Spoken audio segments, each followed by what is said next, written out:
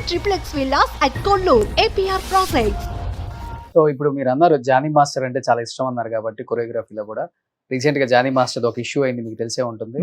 ఏ mail choreographer దగ్గరైనా కానీ lady assistant పక్క అనేది ఇండస్ట్రీలో టాక్ బయట కూడా నడుస్తుంది, చూస్తూనే ఉంటాం మనం కూడా. ఎప్పుడు మాత్రం గర్ల్స్ ఎప్పుడు ఉంటారు. సో మీరు అన్నారు చిన్న చిన్న బట్టలు వేసుకుని డాన్సర్స్ చాలా కష్టపడతారు అని. వాళ్ళు కూడా హీరోయిన్స్ కన్నా చాలా అందంగా ఉంటారు.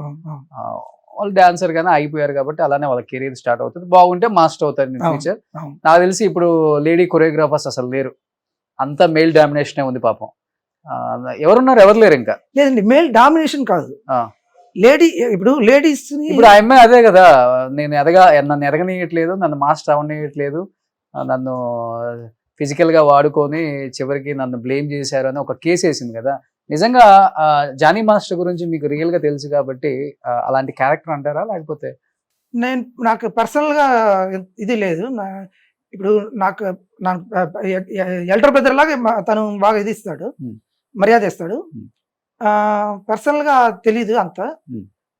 బట్ ఇప్పుడు తారా మాస్టర్ గారు ఉన్నప్పుడు కూడా, రేఖా ప్రకాష్ గారు మాస్టర్ గారు ఉన్నప్పుడు కూడా, కళా మాస్టర్, బృందా మాస్టర్ ఇప్పుడు ఉన్నారు కదా, చేస్తున్నారు కదా. తను కూడా ఆ ట్రబుల్ ఉండింటది. బట్ ఎలా మేనేజ్ చేసుకుని ముందుకు వెళ్తున్నారు అనేది ఉంది. ఇప్పుడు బృందా మాస్టర్ గారు ఉన్నారు కదా, బాగా చేస్తున్నారు, పెద్ద పెద్ద సినిమాలు చేస్తున్నారు. ఆమెకు ట్రబుల్ రాదా? వస్తే దాన్ని మేనేజ్ చేయాలి.